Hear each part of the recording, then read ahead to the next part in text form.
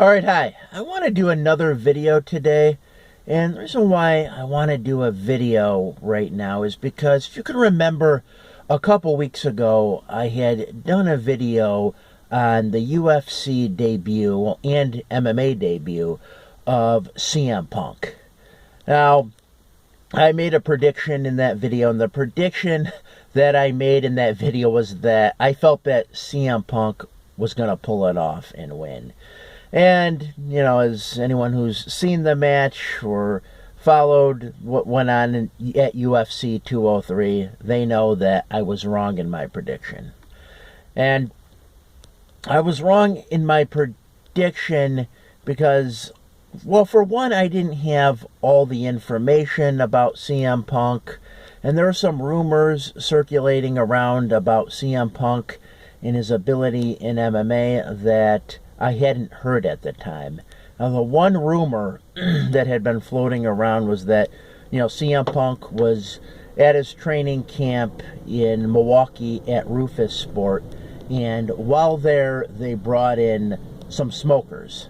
Now, for those who don't know, smokers are test fighters. In order to test a fighter during a training camp to see if he's ready for his UFC fight or whatever organization he's fighting in, they'll bring in, these smokers or test fighters. And with that, they're able to gauge how good the fighter is or, what he still needs to work on. Well, at Rufus Sport, they brought in supposedly 16 smokers. And CM Punk, as the rumor goes, was supposedly beaten by 15 of them. Now, I had heard this after I made that last video. Again, I don't know if it's just a rumor. I don't know if it's true or not. But I did hear that. And so, as everyone knows, CM Punk did lose. Mickey Gall proved to really be a good opponent. I think Mickey Gall's very good. I know the end of the match he had with CM Punk, I believe he had called out another fighter, Sage Northcutt, and be interesting to see, if they do set up that match. Be interesting to see if Mickey Gall would win, or be interesting to see how good Mickey Gall does in the UFC.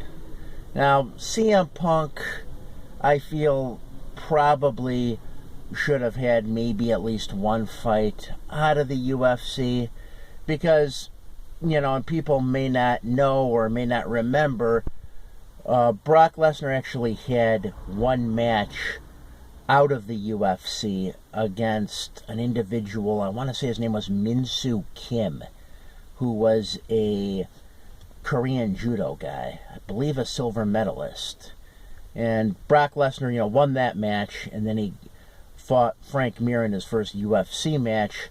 Lost to Frank Mir, just like CM Punk did, but you gotta understand, even though Brock Lesnar lost, he lost in spectacular fashion. He looked pretty good losing, and I think there's 2 matches in the UFC where the guys who lost pretty much lost in spectacular fashion. One was Brock Lesnar, and the other was John Jones, back when John Jones had fought Matt Hamill. And, that was the first match I saw John Jones have where I was like, this John Jones is really incredible. Because even though John Jones lost, he was actually disqualified when he hit Matt Hamill with the 12-6 elbow.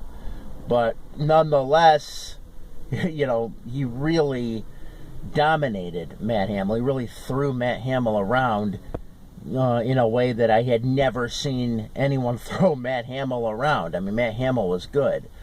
So, yeah, even though, those guys lost, they lost in spectacular fashion. CM Punk, he didn't do that great. He was unable to last even half a round against Mickey Gall. A lot of people feel kind of bad for CM Punk, very empathetic to what happened to him.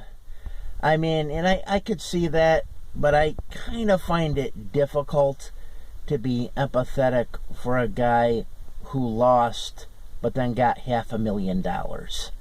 And that's kind of how I feel about it. I felt that same way back when Conan O'Brien, if you remember, lost The Tonight Show.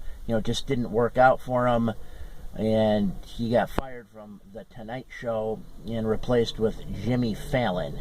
Now, I actually think Conan O'Brien is a lot better than Jimmy Fallon, but, they had made that decision, and then Conan O'Brien got into a little bit of a funk after he lost The Tonight Show, and people felt bad for him, but at the same time, he got $30 million.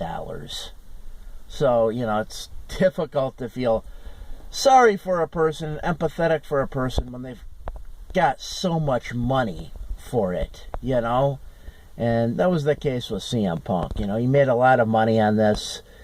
The UFC, Dana White, in the Fertittas, signed CM Punk because there's kind of a lack of stars right now in the UFC.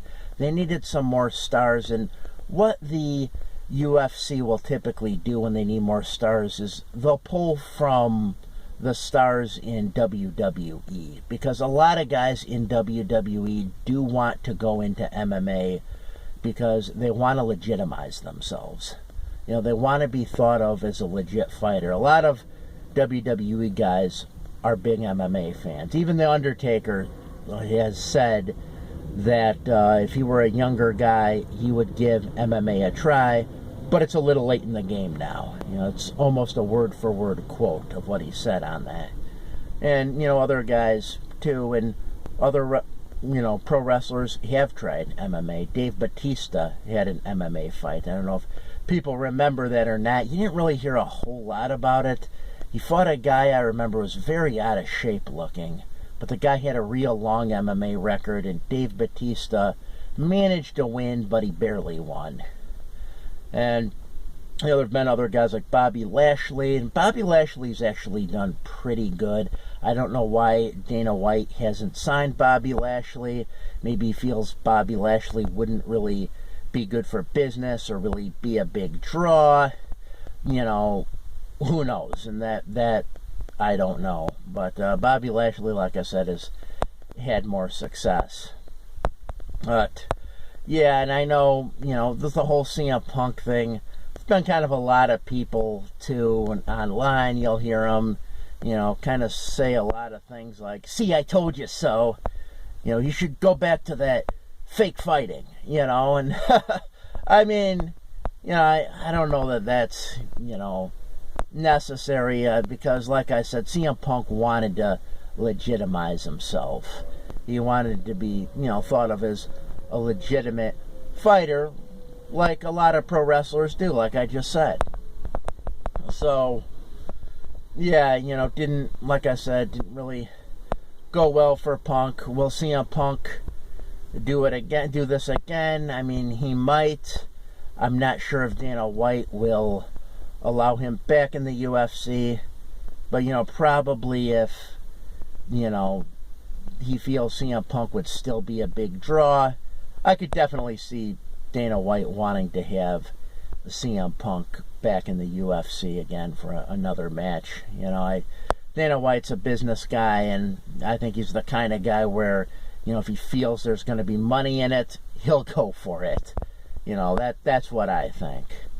But, yeah, so, that's all I really have to say. I just kind of wanted to do a video on CM Punk, kind of a follow-up to the one that I did, a couple weeks ago, because, obviously I was wrong in my prediction, and just kind of wanted to, talk about that. And that's all I have to say right now. As always, if you did watch this video, once again, I thank you for watching. Have a great night.